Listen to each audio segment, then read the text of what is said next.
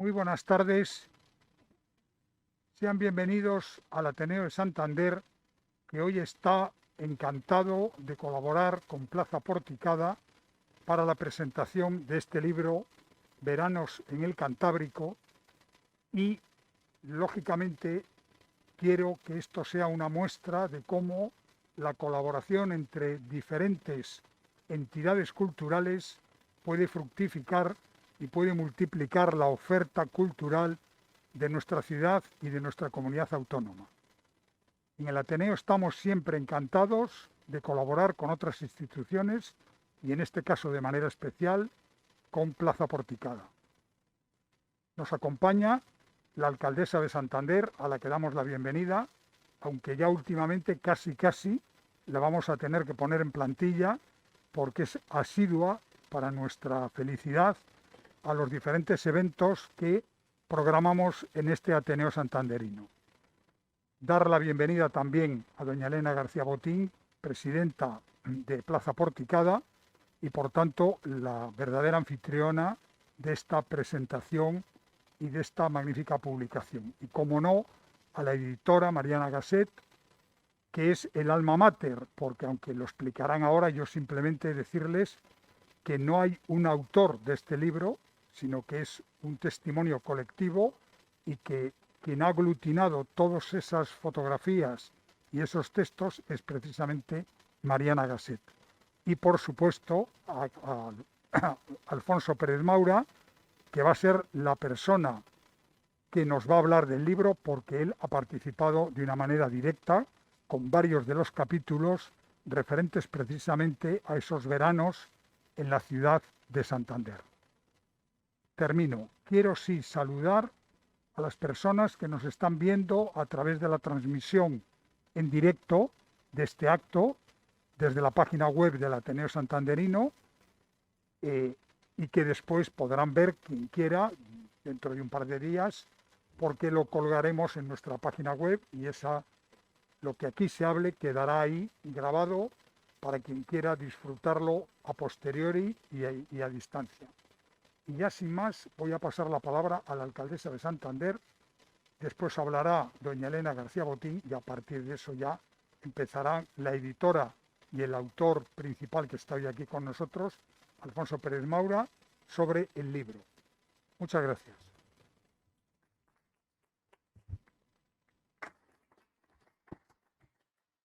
Pues muchísimas gracias, Manuel Ángel, y gracias a los compañeros de mesa por la invitación. Efectivamente, como dice Manuel Ángel, soy asidua al Ateneo por la maravillosa programación que tiene. Es difícil ver el Ateneo pues, con sillas libres, porque no es lo habitual, pero el COVID así nos lo dice, pero inmediatamente el Ateneo puso remedio y también nos toca saludar a quienes nos están viendo de manera telemática. Por eso seguro que esta presentación del libro, como todas las actividades, tienen repercusión pues gracias a las nuevas tecnologías.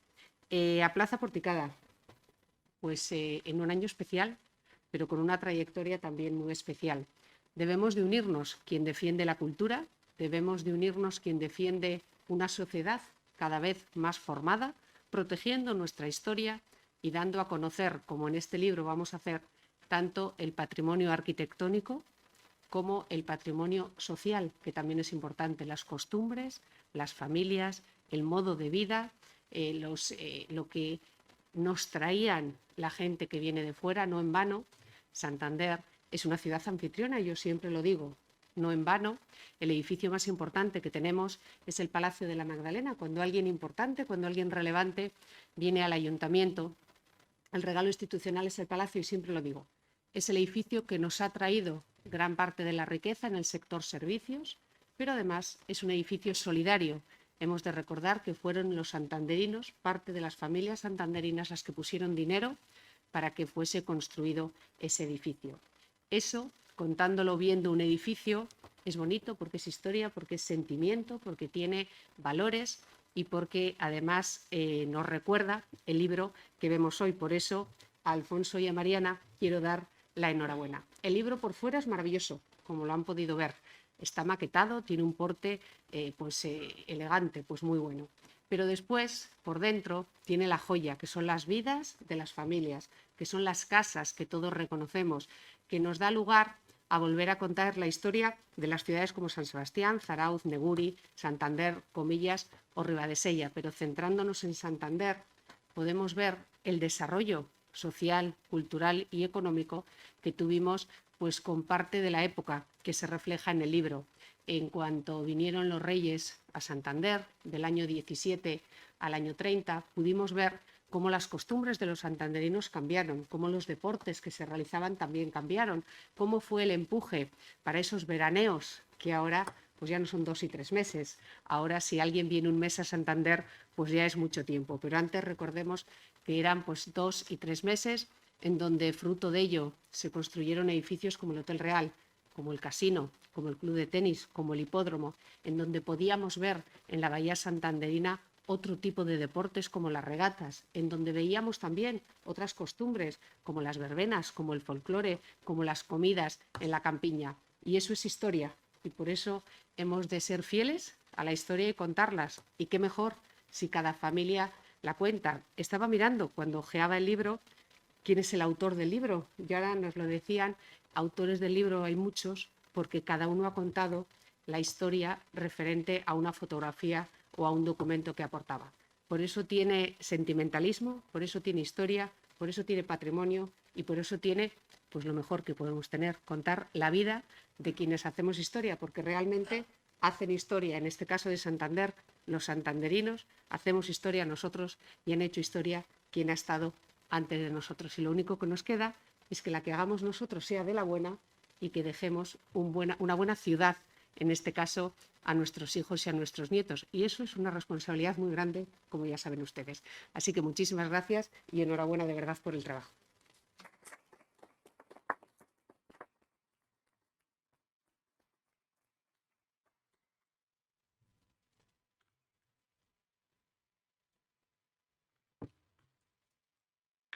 Buenas tardes.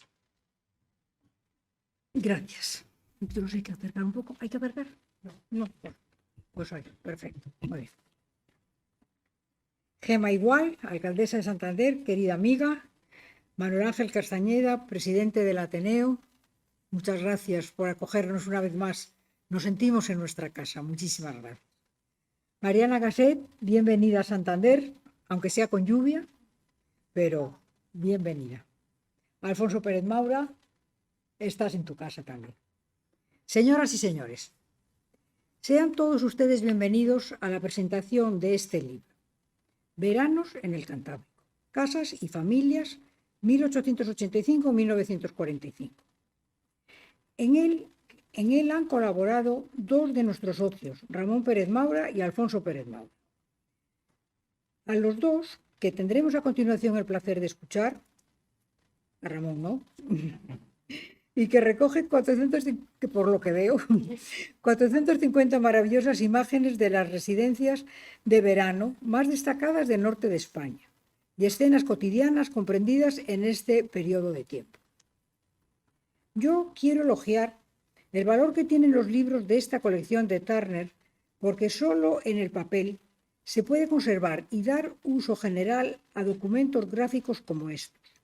Y es que el hecho de que estas fotos estén hoy impresas en unas hojas encuadernadas, es decir, en un libro, demuestra que tienen un gran valor. Como todos ustedes saben, todo comenzó con los veraneos de la familia real en nuestra querida ciudad y con la moda de los baños de mar importada de Inglaterra y Francia a mediados del siglo XIX. Consistían en que cada 3 horas la persona tenía que recibir el golpe de mar en el lugar que el doctor le hubiera prescrito. Eran buenos para el reuma, para las afecciones respiratorias y de la piel. El Sardinero, en el caso de Santander, se convirtió en un gran centro social y un gran balneario natural. Y a su alrededor surgieron lujosos balnearios y elegantes villas, construidas por las clases de la alta aristocracia que, huyendo del calor del verano de las grandes ciudades, encontraron acomodo en muchas localidades del norte de España. Este libro nos cuenta también cómo ese verano en el Cantábrico se extendió por otras partes de nuestra región, como el Palacio de las Fraguas de nuestro socio el Marqués de Santa Cruz o el impresionante desarrollo que don Antonio López dio a Comillas a partir del apoyo que recibió ya a finales del siglo XIX del rey don Alfonso XII. Desde Plaza Porticada quiero dar las gracias a la editorial Turner y muy especialmente a Mariana Gasset, autora en la sombra de este libro, por este trabajo que ayudará a las nuevas generaciones a conocer su pasado, o lo que es lo mismo, a saber por qué lugares que ahora les son tan queridos como son como son. Y la razón es que hubo familias que hicieron posible su existencia y configuraron las ciudades y villas que ahora conocemos. Con esta breve introducción, dejo paso a los protagonistas de esta memorable publicación que estoy segura no va a dejar indiferente a nadie. Muchas gracias.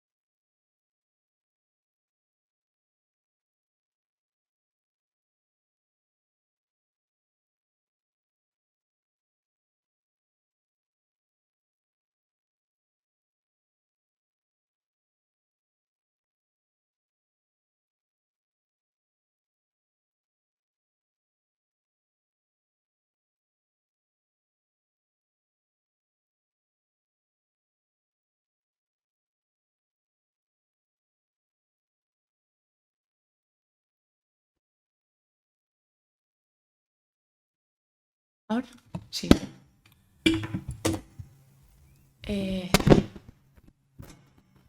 ¿Sí? Buenas tardes. No se imaginan la satisfacción tan enorme que es para mí estar aquí esta tarde. Cuando yo oí de este libro, me las prometía felices viajando por la cornisa cantábrica y recorriéndome desde San Sebastián hasta Rieda y Esella, todos los enclaves, que eran los distintos capítulos, y sin embargo, nada más lejos porque me pilló en plena pandemia y con las limitaciones absolutas y sin poder viajar. Y sin embargo, ese era uno de los mayores atractivos del libro. Entonces, es la primera vez que visito uno de estos lugares después de haber hecho el libro, y aunque todos los conocía, no cabe duda que va a haber en mí un antes y un después a la hora de mirar estos lugares, ¿no? Porque después de haber visto cientos de fotos, por ejemplo, de Santander, es maravilloso comprobar por qué tuvo la importancia que tuvo en los veranos de entonces y cómo a día de hoy sigue siendo una ciudad maravillosa con un enclave privilegiado, así como la herencia que queda en la ciudad de esos veranos regios, ¿no? Como muy bien ha dicho Elena, pues el Hotel Real, el golf de Pedreña, el tenis, el marítimo, que tienen su germen precisamente en esta época. Por ello, no podría dejar de empezar agradeciendo a la Asociación Plaza Porticada que me haya traído aquí, que es para mí, vamos, un sueño, y muy especialmente a Elena García Botín, su presidenta, y sobre todo por tus cariñosas palabras, estas palabras que me has dedicado, y porque ha insistido bastante, porque yo tengo que decir que con esto del COVID está un poco resistente a venir, y sin embargo aquí estamos, lo hemos conseguido, y gracias, Elena.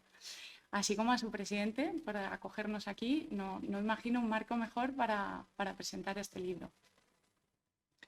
Para quienes no conozcan, Turner es una editorial española, a pesar de su nombre, que precisamente el año pasado, en el 2020, celebró su 50 aniversario. Empieza como una librería en la calle Génova, especializada en libros de fotografía, en catálogos de arte, y luego tiene otra línea, que es una colección de ensayo, en lo que hacemos fundamentalmente es traducir libros que han funcionado bien en otro idioma y hacer la edición en español. Es muy anglófila, empezando por el nombre, Turner, que es el apellido de nuestro fundador, que era mitad irlandés, aunque nosotros lo españolizamos, Turner, siempre hay ahí. Yo llevo casi 16 años trabajando en la editorial, lo que es prácticamente mi carrera profesional entera, y desde hace 5 años dirijo esta colección que tiene por objeto rescatar archivos fotográficos que estaban perdidos o olvidados y que en su mayoría son inéditos. Para poner en valor una época que yo considero maravillosa, que es esta de finales del XIX y principios del siglo XX, que se llaman los felices años 20, hasta la guerra normalmente. En este libro nos hemos extendido un poquito más y hemos llegado hasta el año 45, pero normalmente esas son siempre las fechas en las que trabajamos. Es una colección que nace muy ligada a temas relacionados con el campo y con la caza, y que sin embargo ha ido evolucionando. Y de estos libros de caza y del campo pasamos a los Sportmen, que es un libro sobre los pioneros del deporte en nuestro país, y de ahí a este de los veranos. Actualmente estoy trabajando en otro proyecto en la misma línea sobre los comienzos del automóvil en España y sus primeros propietarios. Así que cualquier sugerencia y colaboración en este sentido es súper bienvenida. Yo siempre digo que un libro me lleva a otro, porque fue precisamente al explorar estos archivos del campo y de los deportes y me llamaba mucho la atención las fotos de estos veranos, sobre todo las fotos de la playa, cómo iban vestidos, cómo iban las señoras con esas faldas largas, esos tocados maravillosos, y ya me gustaría a mí ir así a una boda, así de arreglada, como ellas iban a meterse en el agua, ¿no? Y los señores igual, encorbatados, con sus zapatos perfectísimos. Y es viendo estas fotos cómo surge la idea de rendir un homenaje a estos veranos antiguos y a esta zona de España que durante 3 meses se convertía, por un lado, en el epicentro de la vida social, como se ve en las fotos, ¿no? Llenas de fiestas, de verbenas, las carreras en el hipódromo, el circuito de las artes, los casinos, el tiro de pichón, y que a la vez durante 3 meses se convertía en el escenario de la toma de las decisiones más importantes que pasaban en el país. Y eso se demuestra, por un lado, en el libro, por supuesto con la familia real, de la que voy a hablar ahora más adelante, pero también por los personajes que aparecen. Hay algunas fotos en las que se ve en el casino en San Sebastián a Romanones con Primo de Rivera y el conde de los Andes, ahí debían estar urdiendo. Y por supuesto don Antonio Maura y artistas de la talla de Sorolla, ¿no? Que siempre nos hablan del Mediterráneo, pero nosotros hemos encontrado 2 fotos en las que sale pintando en la playa de Zarao y otra tomando apuntes en San Sebastián. O sea que, y bueno, y el mismísimo Chaplin, que era como el actor de Hollywood del momento, ¿no? Eso demuestra un poco que era un lugar al que peregrinaba gente de toda España y también de fuera. Respecto a la familia real, pues como no podía ser de otra manera, ellos son los protagonistas absolutos del libro, puesto que son los precursores de estos veranos aquí en el Cantábrico, como va a explicar luego muy bien Alfonso y como cuenta también Ramón en el prólogo del libro. Y se hace patente de manera muy especial en San Sebastián y en Santander.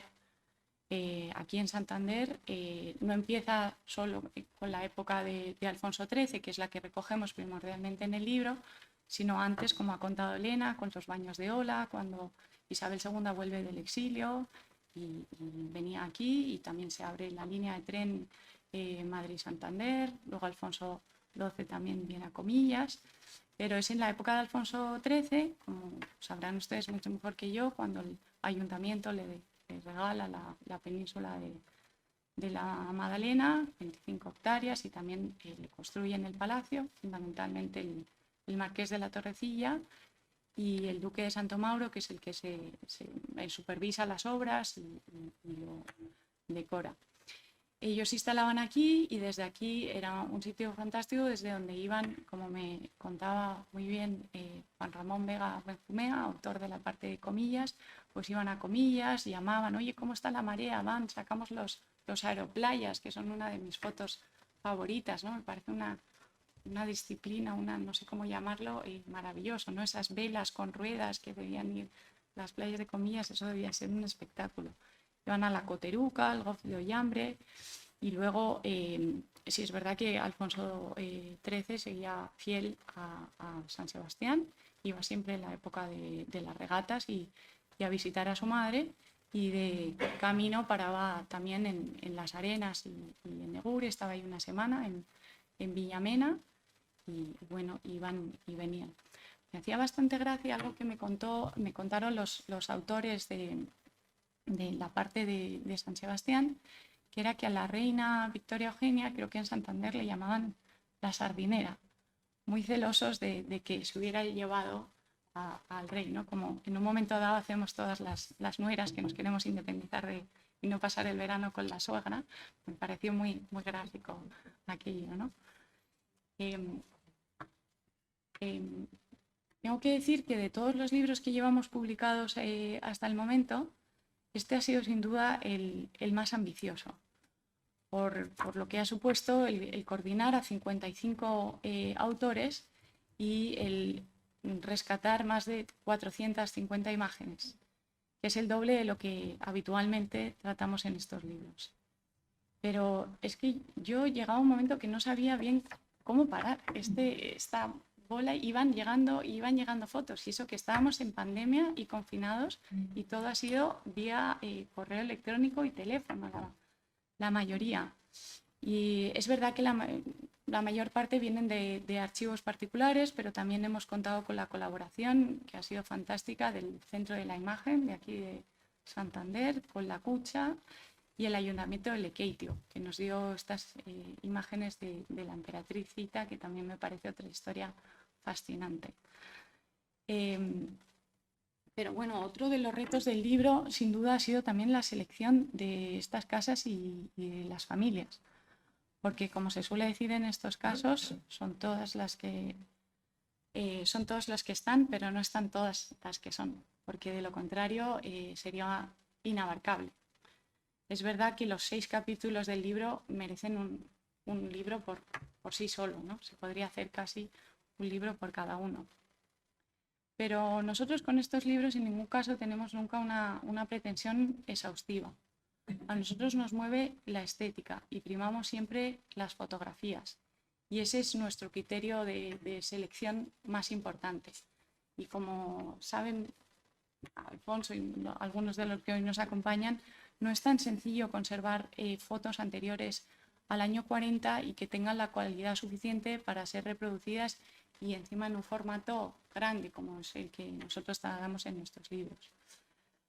De hecho, son libros que están hechos de una manera poco heterodoxa, porque la verdad es que empezamos la casa por el tejado. Normalmente tú tienes un texto y luego buscas las imágenes para ilustrarlo.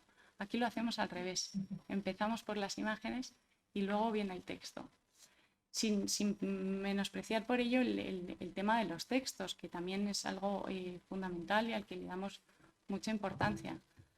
Primero porque le exigimos o intentamos que en la medida de lo posible, como ha explicado Elena, los testimonios y la alcaldesa también, creo que es parte, le da un valor especial, vengan de la propia familia o los herederos. Muchas veces son los mismos que nos prestan las imágenes o algún otro miembro de la familia.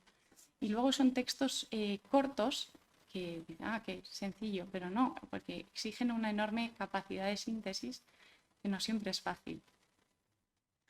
Es por esto que estos libros solo son posibles gracias a la colaboración absolutamente desinteresada de quienes nos prestan sus fotos y contribuyen con sus textos. A quienes desde aquí quiero agradecer una vez más su colaboración. Y muy especialmente a Alfonso Pérez Maura, que fue quien me ayudó a concebir todo el capítulo de Santander, desde el principio, a elegir las casas, a buscar el autor para el texto principal y quien ha proporcionado la mayor parte de las fotos.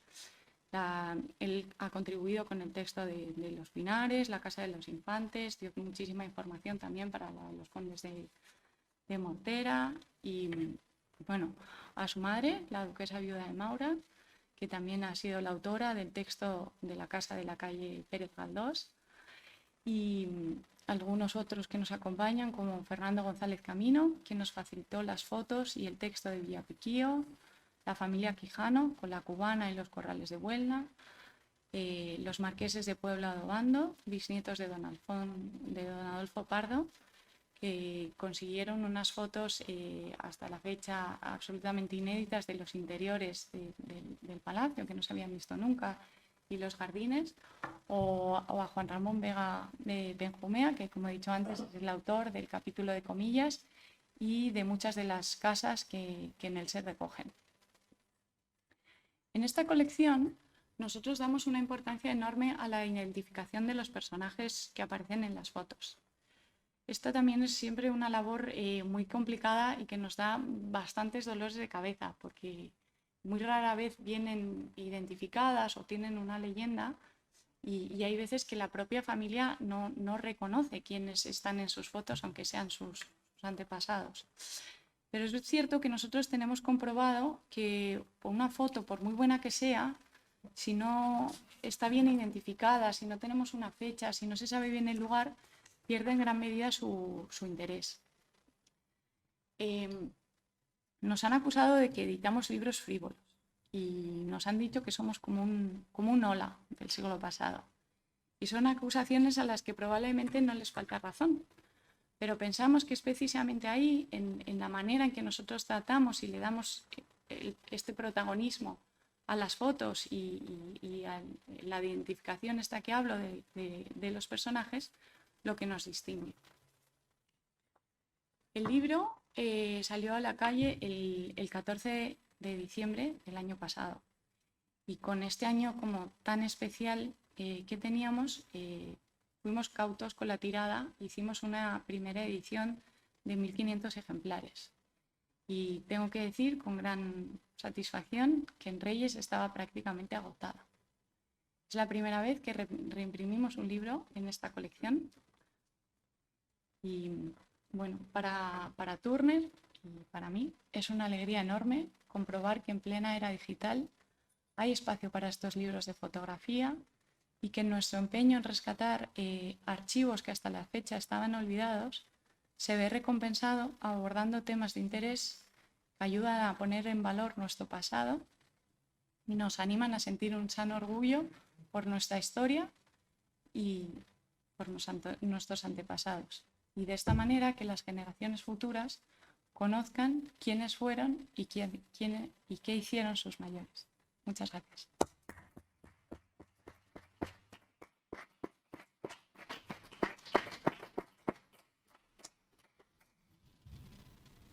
Bueno, Mariana, que un éxito tu trabajo, ¿eh?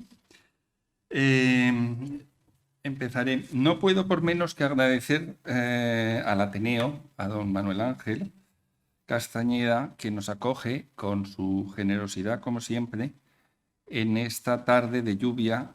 Habíamos pensado hacerlo en junio porque iba a hacer bueno y en Santander íbamos a ir a la playa en junio, porque en abril estábamos un poco complicados con varias cosas.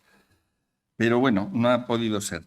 A la Asociación Plaza Porticada, que nos preside nos acoge su presidenta, doña Elena García Botín, que nos ha convocado. Lo que es importantísimo de este trabajo, Mariana, es la riquísima documentación gráfica que has conseguido, porque es en su totalidad inédita y forma parte de unos archivos privados que son desconocidos. Y eso es el gran mérito que para mí tiene que yo no lo llamaría. Cuando vimos el libro, un exministro bastante amigo me dijo, esto es un libro de fotos. Hoy viniendo me han dicho también, tiene muchas fotos, pero sí, tiene muchas fotos y es un escaparate y es un extraordinario catálogo, porque no sé si tú te das cuenta de que metodológicamente, en extensión, las fichas catalográficas que haces, porque en el fondo cada propiedad, cada extensión está tratada de una manera homogénea. Entonces eso le hace tener unas cualidades de obra de referencia, no ya libro de fotos como la gente y el hola que dices. Al ser metodológicamente la misma estructura de todas las extensiones o propiedades que abarcas, aparte de las fotos iniciales de todos los rincones de España que abordas, es un catálogo y por ello una obra de referencia, que eso no sé si os dais cuenta del valor que tiene. Por eso es un libro testimonio de una época pasada, pero es un testimonio de una época pasada que quizá no exista, pero que quedan vestigios de ella. En la ficha catalográfica de la casa de Pérez Galdós, que he estado esta tarde, por ejemplo, queda todavía en esa casa, hay un bloque de pisos inmenso. Y esta tarde he estado viendo cómo queda un vestigio de una cerámica que está ahí y la he fotografiado, con lo cual el investigador, que es mi real vocación, siempre puede llegar a destacar cosas por algún vestigio que quede ahí. Quiero hablar un poco, lo primero de todo, de tu entusiasta manera de trabajar, porque Mariana, con la que he colaborado ya en 3 o 4 libros de Turner, tiene la habilidad de ser extraordinariamente sugestiva.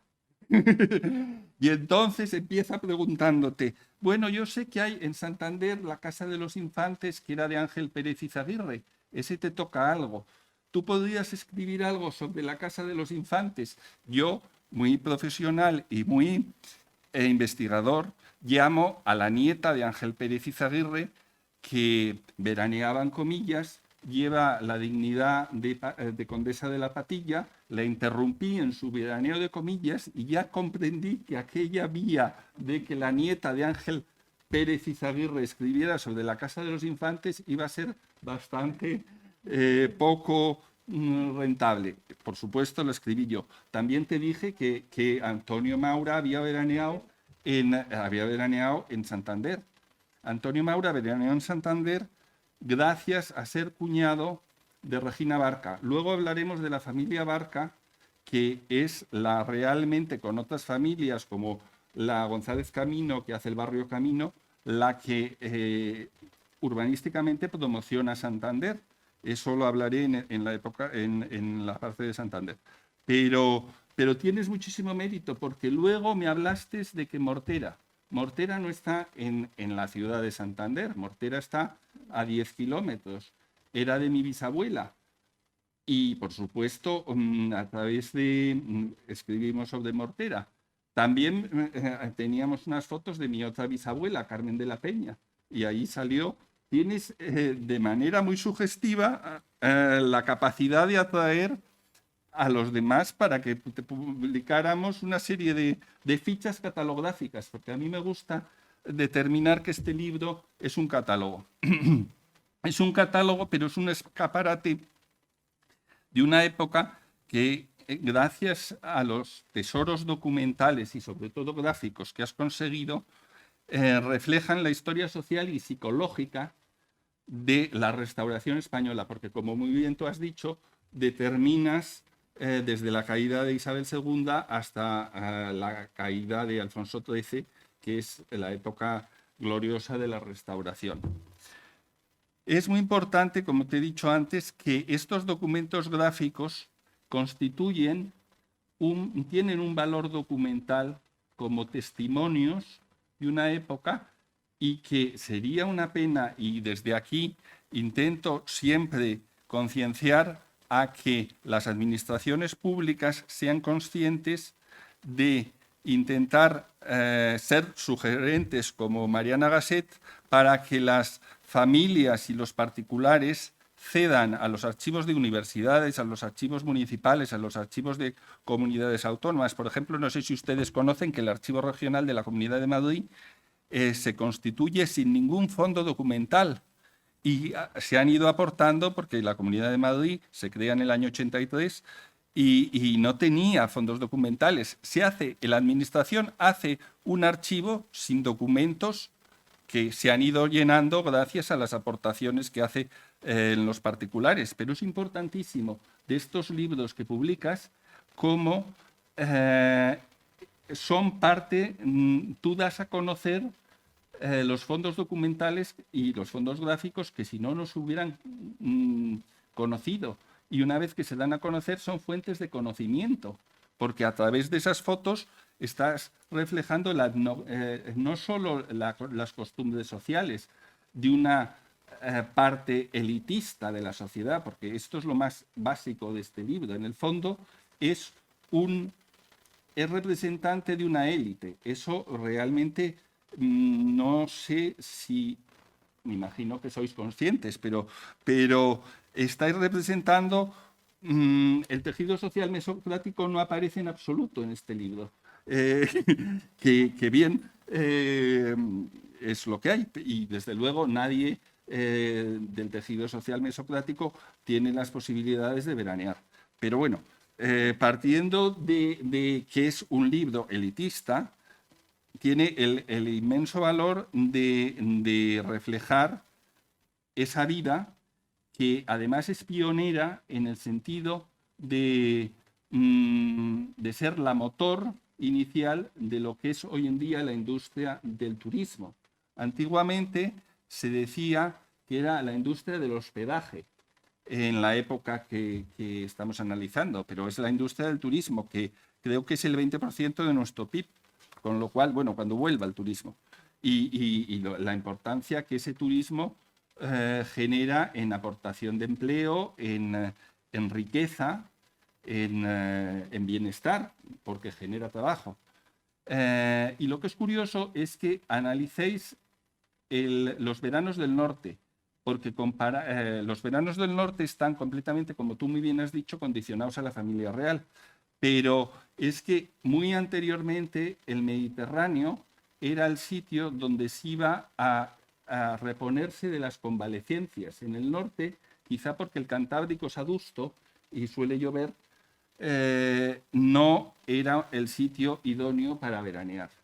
Quizá el hecho de que Su Majestad la Reina Regente María Cristina de Austria, el primer año de su viudedad, eso también es importante, dado que ella decide, como tú muy bien has explicado, dejar de veranear con su cuñada, la infanta Isabel la Chata, en la granja y buscar su vida por su cuenta, y se establece a veranear en San Sebastián, es cuando en 1887 empieza, por el establecimiento de la Reina Regente en San Sebastián, los veranos en el norte, en el fondo, ¿no? Y ella veranearía allí hasta el año 29, bueno, hasta el año 28, porque muere en enero del 29. Las razones de estos veraneos en el norte, quizá ella, que era austriaca, era porque ya existían las razones higienistas y de salud de tomar los baños de ola, como muy bien ha dicho la presidenta de la asociación Plaza Porticada, lo beneficioso del salitre, la arena para la circulación de la sangre, las corrientes de aire. Anteriormente la reina Isabel II había veraneado algún verano en Santander a raíz de que se inaugura el tren a Santander en 1861 y Alfonso XII, gracias al mecenazgo impresionante del Marqués de Comillas, todavía Antonio López, había pasado temporadas en Comillas. La corte entonces se establece a veranear en Santander. El sentido de que la corte se establezca a veranear en Santander hace que los cortesanos, que son personas que viven en Madrid generalmente o en Andalucía, también quieran establecerse a veranear en San Sebastián. Por eso, tu libro recoge las fichas catalográficas de familias como de la grandeza de España inmemorial, como los duques de Medina Sidonia, pero también de la alta nobleza en Zarauz, como los duques del Infantado o los duques de Veragua, que no son de San Sebastián, pero que van allí por el hecho de que se establece la reina regente. Es muy curioso cómo hablas de Zarauz. Zarauz es un mundo dentro de San Sebastián. Y Zarauz, la familia básica de Zarauz es la familia Narros, de los duques de Granada. Y esa familia es la que hace que Zarauz también sea un punto de establecimiento de la aristocracia. Ese establecimiento de la aristocracia hace que la otra aristocracia nacional se establezca también en San Sebastián. Este hecho distingue a San Sebastián frente a Vizcaya, porque los veraneos de los vizcaínos son veraneos de gente autóctona de Vizcaya, de las Arenas, pero en San Sebastián es gente de la corte. Incluso el duque de Tarifa, que vivía por sus intereses en el Coto de Doñana, que es la desembocadura del Guadalquivir, veranea en Zarauz, es decir, cruza España entera para formar parte de esa corte de verano, que muy bien estableció la reina María Cristina. Como les digo, Vizcaya es un establecimiento distinto de los veraneantes.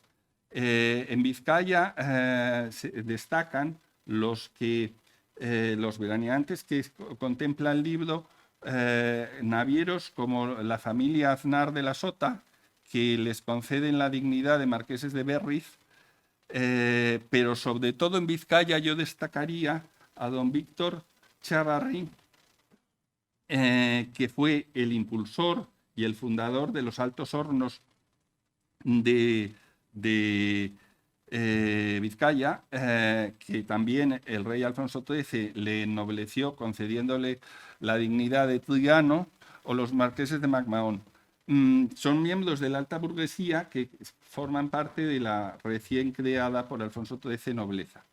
Pero estas personas que forman parte de los veraneantes son autóctonos en Vizcaya, son de allí y han conseguido destacar económicamente gracias a su involucración en empresas de construcción naval.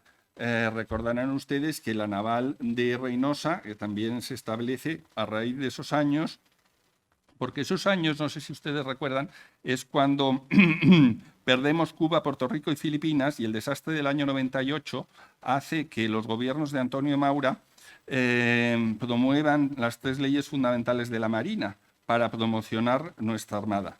Y Vizcaya tiene un destacadísimo desarrollo gracias a ese empeño nacional a través de sus altos hornos. También en Vizcaya recogéis la extraordinaria villa de la familia erudita y filantrópica, que es así que merecería un libro por sí mismo, de los Zabálburu, porque tiene la biblioteca Zabálburu, que es una de las joyas que nadie valora y que en Madrid está en la calle Marqués de Duero. Esta familia Zabálburu yo la distinguiría aunque estaba relacionado también con su origen económico, está relacionado con las minas, pero no de las minas de hierro, igual que altos hornos pero sería distinta, yo creo. Bien, y llegamos también a puntas lo de la familia real austrohúngara, que está 7 años en Lekeitio. Lekeitio era otra ciudad que se establece el veraneo de varias familias, muchas montañesas, porque los Emprún acaban veraneando en Lekeitio. Desde Lekeitio se van a la expatriación y no vuelven nunca, en el año 36.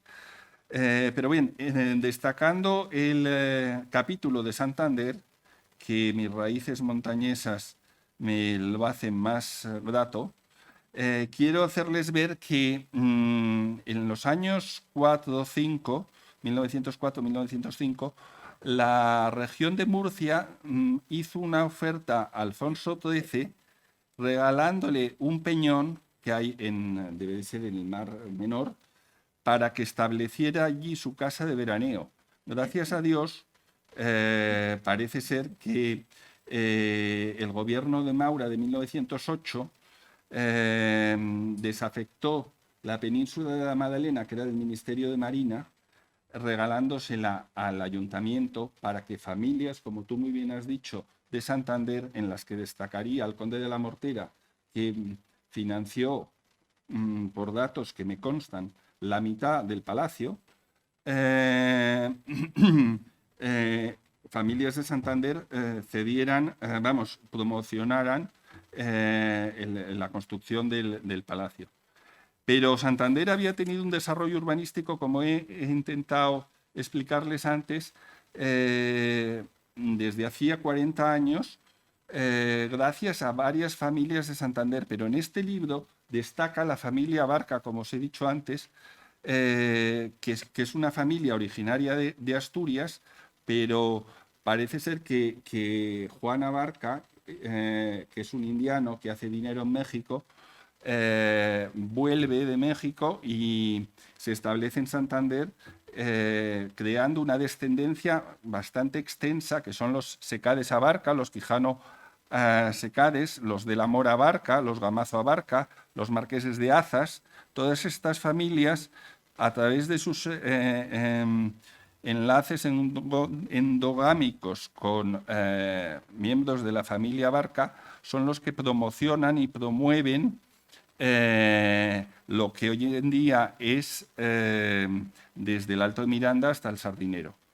Este capital de Juan Abarca es indiano, de México, pero en la montaña también hay varias familias más de capitales traídos de ultramar. Hay que recordar que Cuba era como Huesca ahora mismo, o como Huelva. Cuba nunca dejó de ser española hasta el año 98. A Cuba iba a ganar, a labrarse un porvenir. Familias que se labraron un porvenir y que trajeron su capital a la montaña otra vez. Habría que destacar pues, la familia Herrera de los condes de la Mortera, el marqués de Valdecilla, que es algo posterior, el duque de Santoña, que se establece, que revierte bastante patrimonio en la población de Santoña, y desde luego la más destacada y de la que hablaré dentro de un momento más es la del marqués de Comillas, porque dedicas un capítulo a Comillas, que es radicalmente importante para mí. Encuentro importantísima la aportación de la familia Comillas en todo el bienestar de la montaña.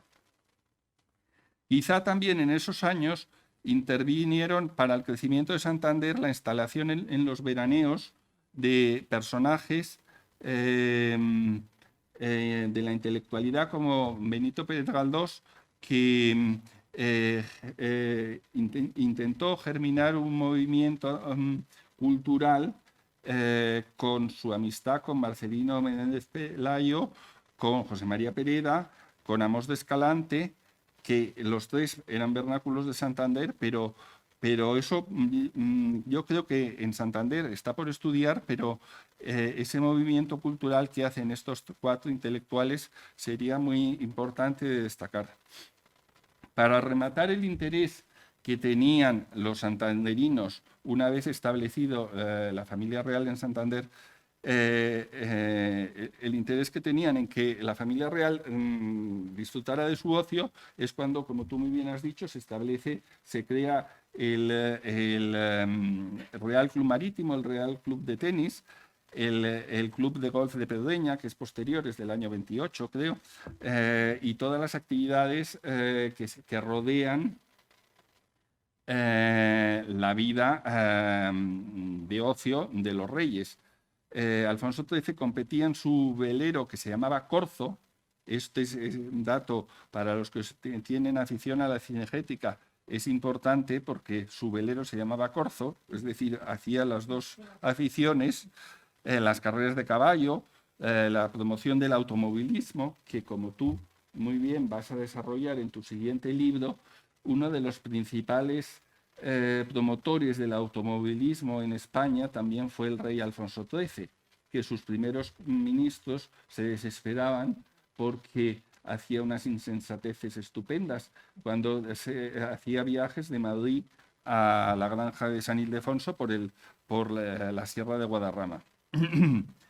Se crean las competiciones deportivas y que estas competiciones deportivas también tenían una repercusión económica, porque lo que tú reflejas en este libro tiene una repercusión económica importantísima, porque todas estas actividades desarrollaban puestos de trabajo, ¿no? Y aparte de que siempre son integradoras de la formación personal de las personas, de los individuos, porque al hacer deportes al aire libre y todo eso, y la competición y la competitividad y el saber perder, todo eso fomentaba la educación personal. En Santander también se erige, como tú muy bien habéis dicho, el Casino y el Hotel Real. El precedente del Hotel Real es el Hotel de Viajeros que quiere establecer Ángel Bernardo Pérez y el Marqués de Comillas, que compran a medias un edificio en el Paseo de Pereda 36 con el destino a Hotel de Viajeros, y a esa actividad se desarrolló sus 2 o 3 primeros años. Esto demuestra también el interés de los vernáculos santanderinos de abrirse a los viajeros. Claro, estos señores eran empresarios y como empresarios tenían que recibir a viajeros que a lo mejor venían con sus ¿cómo se dice? Sus materiales, que venían viajando y se querían establecer unos días en Santander. También, a la vez, según la prensa local, se reconoce al Paseo de Pereda como el gran bulevar que, según las crónicas de la época, no tiene nada que envidiar a las grandes ciudades nacionales, porque es un gran bulevar, el Paseo de Pereda. Eso me gustó cuando lo he leído el otro día. El caso de Comillas, que no lo quiero dejar pasar, es un caso singularísimo. Su reconversión a ciudad turística, porque era una aldea un poco de mayor tamaño que sus colindantes como Ruilova, se debe, por supuesto, a Antonio López, que atrajo a veranear a Alfonso XII. Esto es un mérito que hoy en día la miopía de cierta tendencia ideológica revisionista no alcanza a valorar lo positivo que fue para la montaña, para Cantabria, para Santander, la promoción que en esta zona de España desarrolló el turismo y la iniciativa empresarial de este montañés, que aunque se casó con una catalana, nunca dejó de promocionar Comillas. Prueba de ello es que hay obras de arquitectos de la importancia de Gaudí, de Domènech Montaner y de otros catalanes que forman parte del modernismo. Yo no sé, pero las autoridades de Santander tendrían que intentar poner en valor las construcciones que consiguió la influencia del Marqués de Comillas en Comillas, bien digo. Pero tampoco, y lo que consigue Comillas es intentar involucrar a través de sus socios y de familias endogámicas que hacen negocios con él, como los Andrés Fernández Gallón, la segunda marquesa de Comillas era Andrés Fernández Gallón, los Arnús de Barcelona, que eran sus banqueros, y sus socios Eizaguirre y Satrústegui, que eran primos entre sí, o los Correa, que se establecieron en Comillas, o los Sánchez Movellán, que todos ellos acaban estableciéndose sus veraneos en Comillas. Incluso también familias como que por motivos de emigración se habían establecido en Jerez, muchos jándalos que retoman, dada su prosperidad, sus aficiones a veranear en el norte. No es exactamente el caso del duque de Almodóvar del Río, pero su apellido Sánchez es de los Sánchez de la montaña. Y bueno, el último capítulo es el de Ribadesella. A mí me gusta ver Ribadesella como un sitio que la familia Bernardo de Quirós fue capaz de promover y que gracias al dinero también antillano de la mujer de Federico Bernardo de Quirós, que era marquesa de Argüelles, que hizo dinero en Cuba, como se refleja en el libro, y que quiso promocionar también con criterios higienistas y de salud los balnearios en Las Caldas y los baños de ola en el Cantábrico, pero otras familias como los Cañedo de Teberga o los Liniers. Pero la más, para mí, singular de todas estas familias de Asturias es la familia Pidal, que fueron pioneros en, como también aparecen ciertas fotos en ese libro, en la promoción de lo que es el agroturismo, la protección del medio ambiente, la importancia de la preservación de la naturaleza, porque son los promotores del primer parque natural que se establece en España, que es el Parque Natural de los Picos de Europa. Fueron capaces de transportar allí a eminentes naturalistas como Enrique González Camino o como el propio Rey para promover las actividades de estar en contacto con el medio ambiente. Hoy en día, que tanto se promueve la protección del medio ambiente, habría que decir que ya a finales del 19 había esa concienciación en las personas que estaban en contacto con el medio ambiente. Claro, un señor que vive en una ciudad que es urbanita, pues no es capaz de valorar eso porque no tiene los medios, pero la familia Pidal en eso para mí es un ejemplo y lo reflejáis en el libro. Bien, vamos a acabar porque esto puede ser una eternidad. Como bien digo, Mariana, tienes muchísimo mérito en hacer que este libro sea un fantástico espejo de una época, que es la Restauración española, y demuestra cómo se crea la incipiente industria turística. Y quiero, por último, y reiteradamente destacar que todo este desarrollo de los veranos en el norte de España se debe, para mi gusto, por supuesto, a la familia real, que se establece en San Sebastián y en Santander, y al capital ultramarino de los que retornan y, en el caso de Vizcaya, al despegue económico de los Altos Hornos de Vizcaya. Y como digo, la principal promotora de los veraneos en el norte, porque como ya digo, el Mediterráneo era para curarse de enfermedades, es la familia real que veraneó hasta el año 1930. Como tú dices muy bien en tu libro, superáis la guerra civil. Yo no lo hubiera hecho nunca, porque el cambio que se genera en España por el desprendimiento que genera la Segunda República y la guerra, hace que el año 40 en España y la durísima posguerra sea un mundo completamente distinto al que también has analizado en vuestro libro. Y realmente es extraordinario y no deja de ser, como dice, yo lo quiero llamar catálogo, no libro de fotos. Tú dilo en tu editorial, que hacéis catálogos.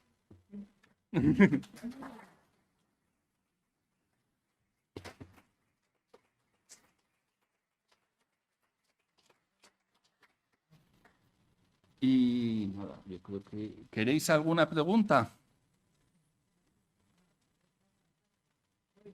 No, pero alguna pregunta.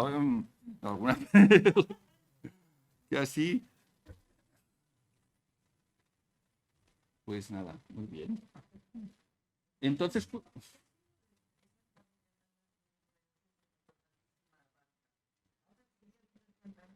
Pues yo creo que son los de la Mora Abarca, es decir, él, Gonzalo, los Gamazo Abarca, que son... Habrá, yo creo que habrá. Juan Abarca es un señor que hace mucho dinero en México y luego todos sus descendientes son los que urbanizan. ¿Cómo? Sí, pues ahora. Ah, pues estupendo. Sí, pero yo no sé si ahora tienen esa potencia urbanística en Santander, ¿no? Porque en la época, es que el libro de Ya lo disfrutaréis, lo tenéis que comprar porque así lo disfrutaréis, veréis que se analiza mucho a través de los Quijanos Ecades, a través de los... Pues una pena porque Altamira, que era una casa de los Mora Abarca, ahora creo que es del ayuntamiento o tal, pero hay muchas casas que se establecen, incluso la de Antonio Maura es un terreno que le compra a su cuñada Regina Abarca, en el Sardinero, en Los Pinares. Y ese establecimiento es que conseguir que el presidente del Consejo de Ministros se estableciera veranean en 1886 en Santander. Eso se le debe Santander a la familia Abarca, que eso no sé si lo saben, porque a través de ese establecimiento es cuando consigue que no se vaya el rey a Murcia, como les he explicado, y que se establezca en el Palacio de la Magdalena. Y esa... vamos, yo lo encuentro, además es lo que reflejáis en este libro como familia destacadísima en Santander.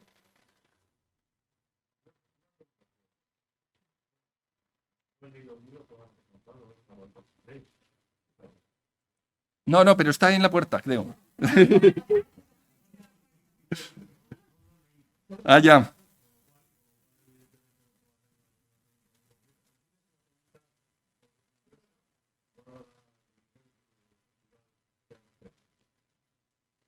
Aquí la que vale es Mariana.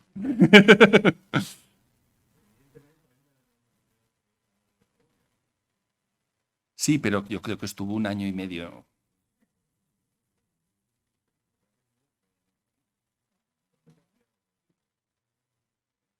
Bueno, que había un tren ya que funcionaba como un cohete, ¿no?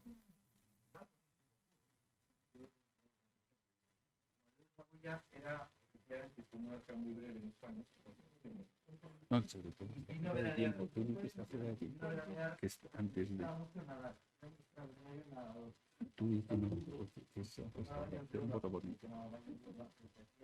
Este es bastante delicado hacia el fondo entonces la gente miraba con el fondo como a Madrid Saboya en la playa, en Real, pero efectivamente estuviera en el bosque, estuvo alojado por el Marqués de Casaponte, en un palacete que estaba en un jardinero más o menos detrás de esta hora de pensar en él. Pero aparte de eso, yo creo que lo que... Sí, bueno, luego cuando termine de Daxon, te contaré una anécdota muy divertida de Madrid de Saboya que ocurrió en Santander, que es muy poco conocida. Cuéntanosla a todos, claro. No porque es un poco, vamos a decir... Pero aparte de eso, yo te quisiera contestar. Madrid de Saboya efectivamente es que era un nadador extraordinario. Y la gente se iba a la playa porque decían se ahoga, y cuentan las crónicas que terminó que llega, y al final llegaba, y cuando llegaba al barco, el barco hacía una salva, vamos a decir, de honor, porque llevaba algunas sectores a bordo, y entonces la gente aplaudía. Era un espectáculo ver a Madrid de Saboya que entonces no se veía, entonces nadar de la playa de Sardinero hacia la plaza. Y estuvo alojado en un palacete que le prestó el jefe de Casapunto, que tenía 2 casas, una sede que está aquí al lado. Sí. Y otra que tenía en Sardinero, que era un palacete, desgraciadamente desaparecido, pero que estaba más o menos detrás de los del Sardinero. Era una edificación como de 2 plantas, con un jardín, con tal. De verano que era donde se quedaba. Yeah. Pero yo te diría que Amadeo, yo creo que vosotros habéis querido coger aquí lo que es la restauración, vamos, desde la vuelta de Alfonso XII, ¿no? Con lo cual sería extemporal. una anécdota por la Sí. Ya. mi querido amigo de sí, Amadeo efectivamente tuvo bastante presente y le gustaba mucho, por lo visto. Tuvo anécdotas y eso lo refiere.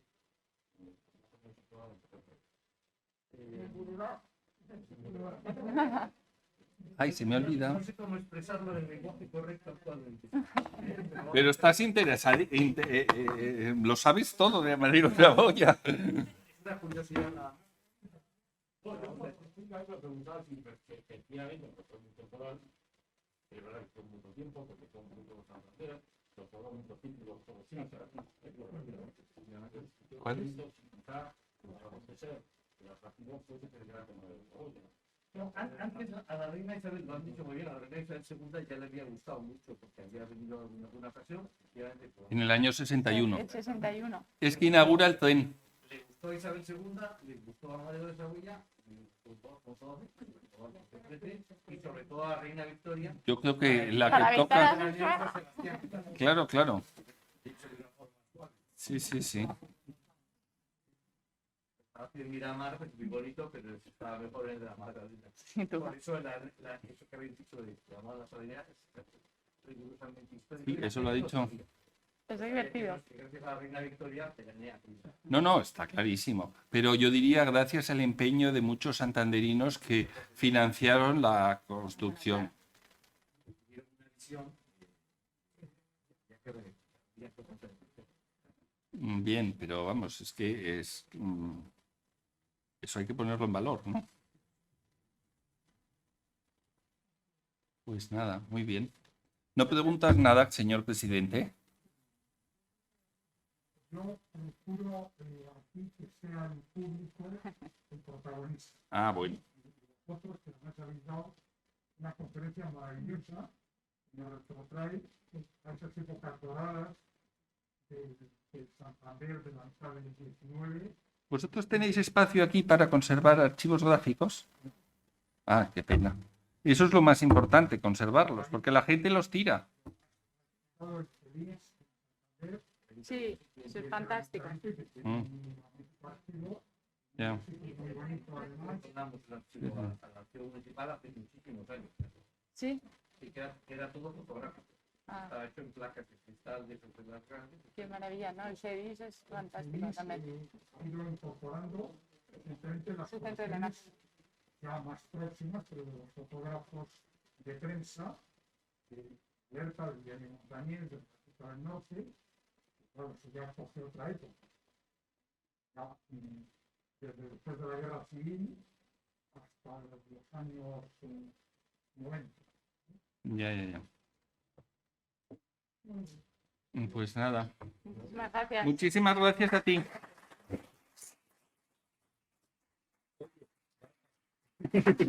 Bárbaro. Me ha entrado mucho poco. Me ha entrado mucho poco. No, pero... Calores que estaba viendo doble, ¿sabes? Me tenía que mover demasiado doble.